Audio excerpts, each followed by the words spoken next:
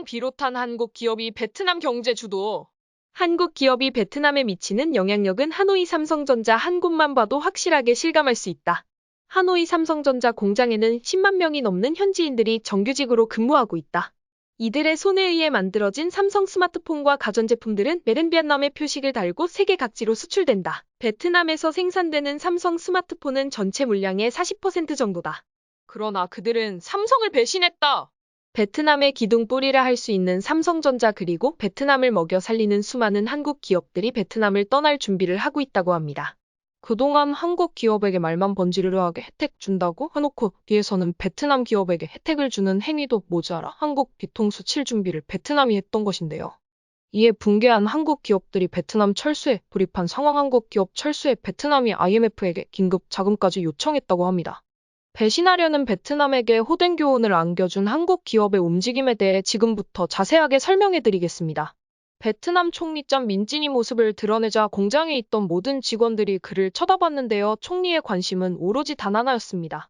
바로 삼성전자의 확언을 얻는 일. 삼성전자 복합단지장 최주호 부사장을 만난 총리는 삼성전자가 베트남에 기여하고 있는 부분이 크다고 치하며 삼성전자를 위해 베트남이 못해줄 것이 없다고 말한 것인데요. 삼성전자 스마트폰 라인의 상당수가 베트남에 밀집해 있어 관련 산업은 물론이고 인재들이 필요한 가운데 베트남은 삼성전자 덕분에 고속 성장을 이룰 수 있는 것은 물론 첨단 기술을 지닌 인재를 보유할 수 있게 되었죠. 그런데 삼성전자가 작년부터 공장 이전은 물론이고 사업체를 베트남에서 철수해 다른 곳으로 이전하겠다는 계획을 발표한 것입니다. 총리 입장에서는 이는 매우 두려운 일이라 할 수 있죠. 그래서 그는 한달음에 공장을 찾아가 삼성전자의 변함없는 지지를 확인하고자 한 것입니다. 그만큼 삼성전자는 베트남에게는 차원이 다른 존재입니다. 삼성공화국이라고 불릴 정도로 베트남 생활 전반에서 삼성을 빼놓고는 이야기가 안 될 정도인데요. 베트남 사람들에게 삼성전자 공장에 입사하는 것은 신분 상승하는 것이나 다름없습니다. 고소득을 보장받을 수 있는 출세길이 열린 것이죠. 베트남 정부 역시 삼성전자만을 위해 혜택을 제공하며 사업에 불편함이 없도록 배려하는 모습을 보였습니다.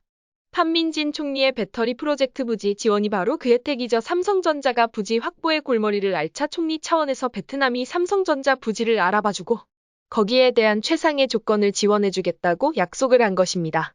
찐 총리는 삼성의 투자가 한국과의 전략 파트너십에서 가장 중요한 증거 라고 주장하며 코로나의 위기 속에서 베트남이 눈부신 성장을 거둘 수 있었던 것은 삼성전자의 발전 때문이라고 말할 정도였죠. 찐 총리의 뜨거운 반응과는 달리 일선 현장에서는 베트남이 보여주는 이중적인 태도가 문제가 되었습니다. 기업인들 입장에서 베트남이 예전처럼 기업하기 좋은 곳이 아니라는 의견이 나오면서 기업 철수까지 논의되는 상황이라고 하는데요. 기업 경영이 어려워지고 베트남에 닥친 경제 위기 여파에 베트남 정부가 한국 기업들에게 혜택을 주지 않은 영향도 겹치면서 많은 수의 베트남 노동자들을 고용했던 기업들은 다른 국가, 인도네시아나 인도와 같은 국가를 눈여겨보기 시작한 것이죠. 베트남 진출기업 경영환경 실태조사 보고서에 따르면 영업이익이 전년보다 줄어들 것이라고 답한 기업이 51.6%에 달했고 매출 역시 전년보다 감소할 것이라고 응답한 이가 46.5%에 달한 것으로 조사되어 기업 환경 차원에서 많이 어려워진 것을 확인할 수 있었죠.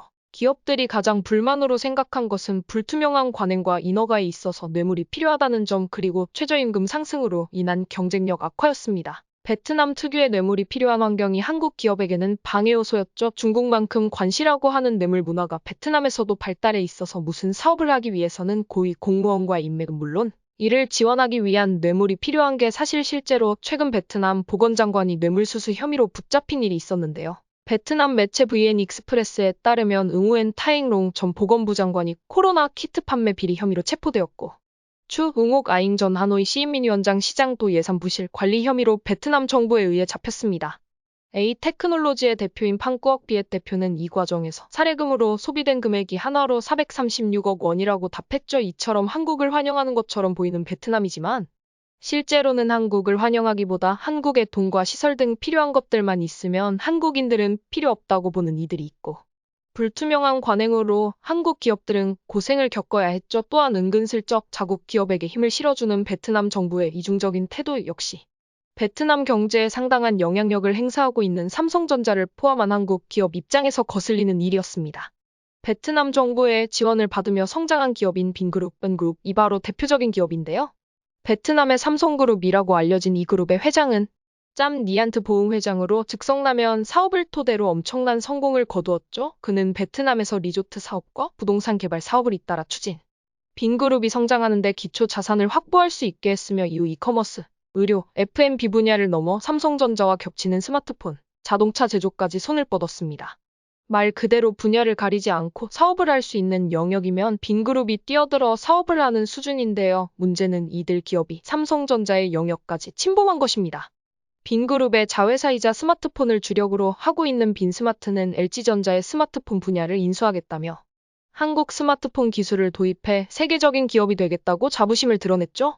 현재 빈그룹에서 수익성이 좋고 미래 먹거리로 꼽히는 분야가 바로 스마트폰과 자동차 시장인데요. 스마트폰 시장이 앞으로의 미래라고 판단한 빈그룹은 삼성전자가 장악하고 있는 베트남 스마트폰 시장에 진출했습니다.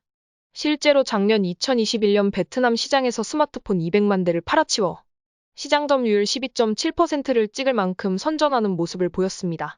미국 시장에도 진출하며 신상품 3종을 선보이면서 삼성의 점유율에 균열을 내는 가시적인 성과를 보였죠. 빈그룹은 베트남 내에서도 뇌물을 통해 사업을 확장한 것으로 유명할 정도로 평판면에서 최악인 상황. 그럼 빈그룹의 확장을 눈 감아주고 있던 베트남 정부에게 삼성전자는 빈정 상할 수밖에 없었죠. 핵심 분야가 달랐으면 크게 신경도 쓰지 않았겠지만 기존 점유율을 빈그룹 사나 스마트폰이 점령하는 것이 삼성전자 입장에서는 바람직하지 않았습니다. 결국 삼성전자는 특단의 조치를 취하며 베트남에 발을 빼기로 결정. 스마트폰 라인을 구미로 옮기는 결정을 내렸습니다. 스마트폰 협력사 생산 라인 두 곳을 경북 구미 사업장으로 바꿨죠. 삼성전자는 거기에 더해 인도를 비롯한 저가 임금 시장에 진출을 하는 것과 더불어 미국에도 엄청난 투자를 단행, 베트남 시장 의존을 줄이며 생산 라인을 다양화하는 전략을 구사했습니다. 이제까지 삼성전자의 혜택을 누리며 잘 나가던 베트남 입장에선 갑작스러운 삼성전자의 변화에 당황할 수밖에 없었죠. 특히 최근 IMF 도입까지 고려해야 할 정도로 자금 조달이 어려운 베트남 경제는 삼성의 탈베트남 행보에 충격받아 IMF 긴급 지원까지 요청했다고 하죠. 현재 베트남은 인플레이션 압박으로 인해 경제 성장치가 예전과 다르게 밑도는 전망이 나오며 암울한 경제 성적표를 기록하고 있습니다. IMF는 베트남의 인플레이션이 목표치인 4%에 이를 정도로 급격하게 인플레이션 속도가 빠르다는 것을 지적. 이를 대비할 통화 및 재정정책 시행을 권고할 정도로 베트남 경제 상황이 급격하게 돌아가는 것을 경고했습니다.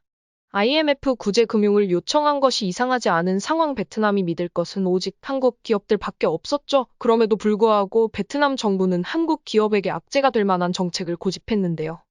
근로자 최저임금을 작년에 비해 6% 인상하기로 단행. 베트남에서 기업을 운영하는 한국 사업가들에게 붉은 신호가 켜졌습니다. 베트남 국가임금위원회는 근로자의 생활고를 해결하기 위해 어쩔 수 없이 큰 금액의 단행이 필요하다고 역설했지만 베트남 고용자들을 두고 있는 한국 기업에게는 또 하나의 악재였죠. 결국 한국 기업들 사이에서 베트남 탈출의 목소리가 나오고 다른 곳을 알아보는 이들이 늘어났죠. 비단 삼성전자만이 아니라 한국 기업 전반으로 탈베트남의 움직임이 보인 것입니다. 이에 다급해진 베트남 중앙정부는 물론이고 지방정부도 막대한 혜택을 약속하며 한국 기업 유치에 사활을 걸었죠. 베트남 타잉화성 인민위원회 부위원장은 우리 성에 투자하는 한국 기업의 이익을 최우선 의제로 두겠다. 고 말하며 모든 절차를 도맡아서 처리할 것을 강조했습니다. 베트남 응애안성 역시 중앙정부의 지원과는 별개로 지방정부 차원의 추가 세금 감면을 부여하겠다고 주장. 그 제일 대상이 한국 기업이라며 제발 베트남에 투자하길 바란다며 손을 싹싹 빌고 있습니다. 하지만 앞뒤가 다른 행보를 보이며 한국을 배신하려는 베트남에게 과연 마음을 열 기업이 있을까요? 정신 차린 한국 기업들이 베트남과 거리를 두고 더 좋은 곳에서 사업이 잘 되기를 기원해 보겠습니다.